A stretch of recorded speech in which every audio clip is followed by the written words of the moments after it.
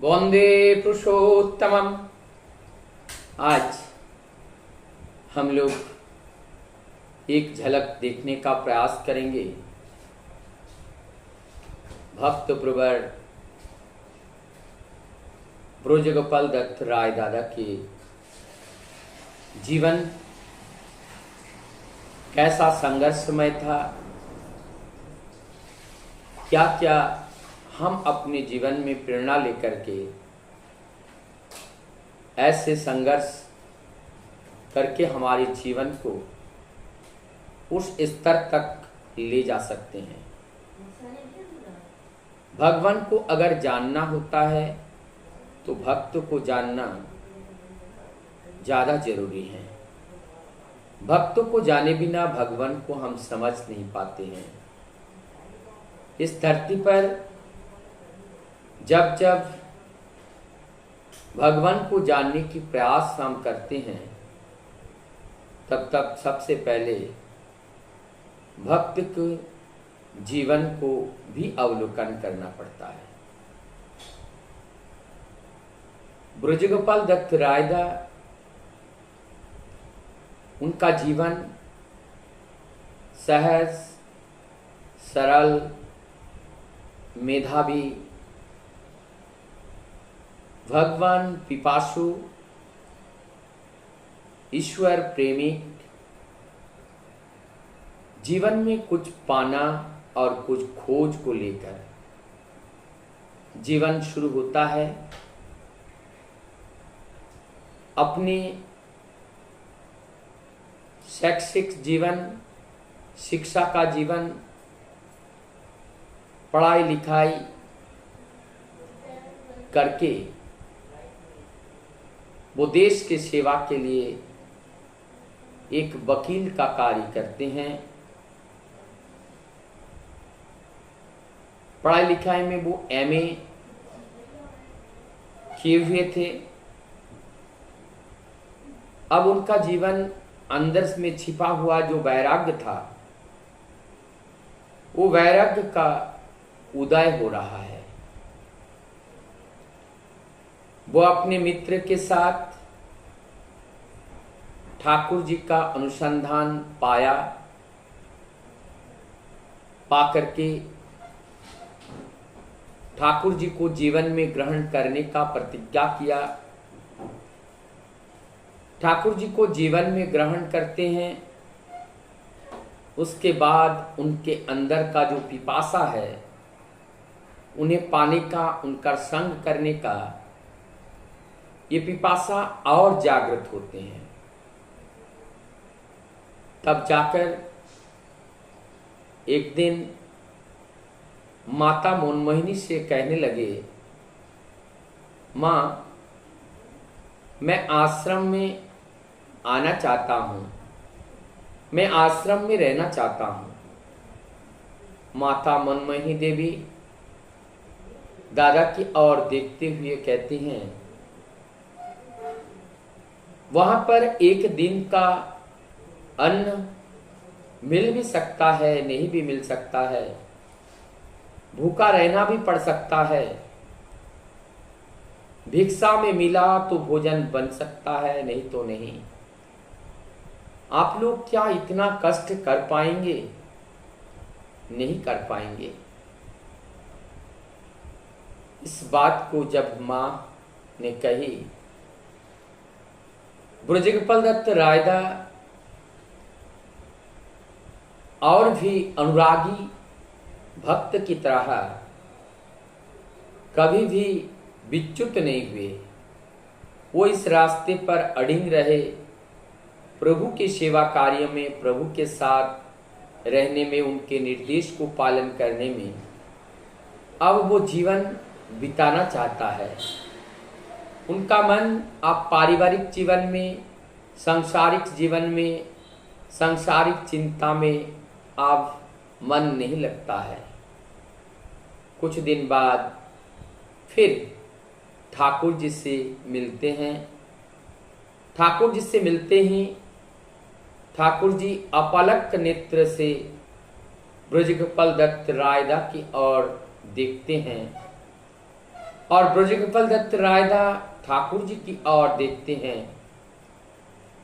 बाद में ब्रजगोपाल दत्त रायदा अपने मन की आप बीती सब ठाकुर को सुना देते हैं कि ठाकुर मैं आश्रम में आना चाहता हूँ, मेरा मन अब लग नहीं रहा है गृह कार्य में।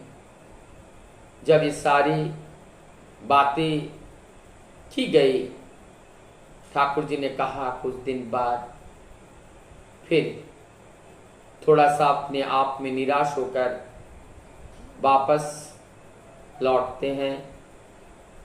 लौटने के बाद फिर स्त्री पुत्र के साथ ब्रजगोपाल दत्त रायदा आश्रम वासी हो जाते हैं। ठाकुर जी के पास आकर ठाकुर जी का चिंतन, ठाकुर जी का निर्देश पालन, इसके अलावा ये जीवन में दूसरा कोई प्रश्न नहीं। सदैव यजन कार्य में निकल जाना ब्रजगोपाल दत्त रायदा के जीवन में कठोर निष्ठा और प्रभु भक्त का जो पराकाष्ठा है, एक आध उदाहरण के माध्यम से और हम समझ पाएंगे। कभी भी भत्ता लेने के पक्ष में नहीं थे ब्रजगोपाल दत्त रायदा। एक बार फिलंथ्रॉपी से कुछ पैसा लेकर जब बाहर जाते थे, कुछ पैसा फिलंथ्रॉपी से लेना होता था यजन कार्य में। दादा एक दिन गए, यजन कार्य में घूम घाम के आए, उनके पास 5 रुपए बचा हुआ था, लेकिन वो 5 रुपए उन्होंने किसी कार्य में खर्च कर डाला। अब मन उनका अच्छा नहीं लग रहा है। उन्होंने बच्चा का जो साइकिल था, उस साइकिल को बेच दिया और बेच करके फिलंथ्रॉपी का वो 5 रुपए उन्होंने चुकता कर दिया। ये ब्रजगोपाल दत्त रायदा का चरित्र था। ब्रजगोपाल दत्त रायदा का जीवन एक धर्मप्राण जीवन, एक कर्मठ जीवन, एक गुरु की आज्ञा को पालन करने वाला निर्दिष्ट पाली जीवन। उनके जीवन में एक मोड़ आती है। इस मोड़ में चिंता करने की बात है, यदि ऐसा हमारे जीवन में होता उस समय हम क्या करते। और वो मोड़ ये है, जब उनका बेटा बड़ा होता है, आगे की हायर एजुकेशन की जरूरत होती है। ठाकुर जी एक दिन ब्रजगोपाल दत्त रायदा को बुलाते हैं और बुलाकर कहते हैं, मैं चाहता हूं आप आश्रम से निकालकर बच्चे की पढ़ाई के लिए आप शहर में चले जाओ, लेकिन मैं आपको 1 पैसा नहीं दूंगा। देना चाहूं तो दे सकता हूं, लेकिन 1 पैसा मैं नहीं दूंगा। आप अपने बच्चे को लेकर आप शहर में जाकर दोनों लोग मेहनत करके उनको पढ़ाओ, पढ़ाई लिखाई करके उनके जीवन को सेटल करके, शादी ब्याह करके, एक मकान लेके उनको वहां जीवन चलाने की व्यवस्था करके आपको आश्रम में लौट करके आना है। हम क्या करते? इतने दिन आश्रम में रहने के बाद अगर हमारे गुरु से इस तरह के वक्तव्य को हम सुनते हैं तो हम क्या करते? मुझे लगता है मैं आज स्पष्ट रूप से कहूंगा, मुझे ये लगता कि अब आश्रम में कभी नहीं आऊंगा। जिनके यहां मैंने संपूर्ण जीवन बिताया, आज वहां से मुझे भगाया, हम ये समझते। आश्रम के दूसरे लोगों ने भी यही समझा कि ब्रजगोपाल दत्त राय को एक बहाने के माध्यम से उनको आश्रम से बाहर का रास्ता दिखा दिया। उनका जीवन बड़ा दुख, बड़ा कष्ट से बीत रहा है, सभी लोग यही सोच रहे थे।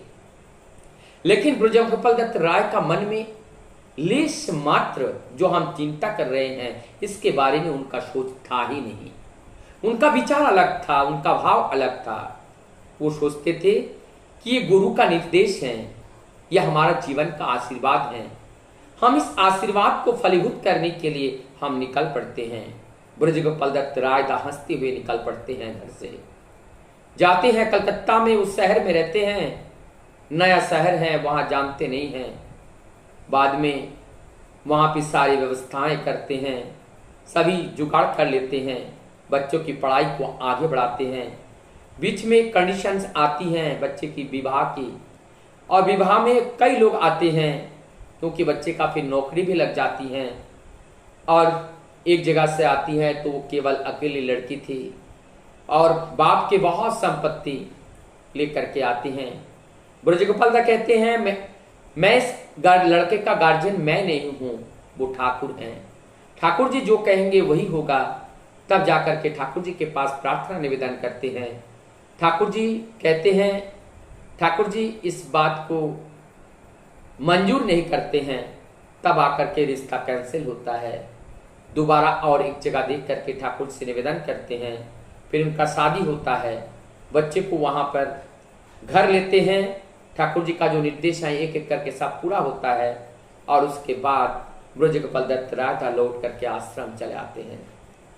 और जब आश्रम चले आए, साथ में बहू भी आती हैं। वहाँ पे ठाकुर जी के प्रणाम करते हैं। ठाकुर जी भक्तों से बातें करते हैं। वहाँ पे एक शब्द आता है संघर्ष, और संघर्ष शब्द का डिक्शनरी में देखते हैं। तब परम दयाल सच्चे ठाकुर जी कहते हैं, डिक्शनरी में देखने की जरूरत नहीं है, अगर संघर्ष को जानना है तो ब्रजगोपाल दत्त राय के जीवन को देखिए। इनका जीवन में वो संघर्ष हैं, और ये संघर्ष का ही परिभाषा है, उन्होंने स्वयं इसको परिभाषित किए हैं। और इस बात को सुनकर उनके बहू के हृदय में और गर्व होती हैं अपने ससुर के प्रति, अपने पति देवता के प्रति, सबके प्रति उनका गर्व होता है। तब जिस समय जरूरत था ठाकुर ने कुछ नहीं दिया, अब जरूरत नहीं है, लेकिन ठाकुर ने अब ब्रजगोपाल दत्त राय के लिए 2 कमरे की व्यवस्था की और उनको रहने के लिए, और एक कहा एक कमरे में जब आपके बेटे बहू आएंगे तब रहेंगे। उसके बाद ब्रजगोपाल दत्त राय का जीवन चलता रहा प्रभुमय होकर के। उन्होंने ठाकुर जी की जीवनी 3 खंड में से ठाकुर अनुकूल चंद्र उन्होंने 3 खंड में लिखी, और ये परमपिता के आशीर्वाद से उन्होंने सारा कार्य किया। ऐसे भक्त के जीवन को जब हम अवलोकन करते हैं तो हमें भी प्रेरणा मिलती है कि कैसे हमें जीवन को चलाना चाहिए, संघर्ष कैसे करना चाहिए। संघर्ष करने का एक शक्ति मिलता है, एक साहस मिलते हैं, और उस शक्ति उस साहस को हम केंद्रित करके हम भी अपने जीवन में बड़े बड़े संघर्षों को पराजय करके हम अपनी विजय पताका को गाड़ सकते हैं।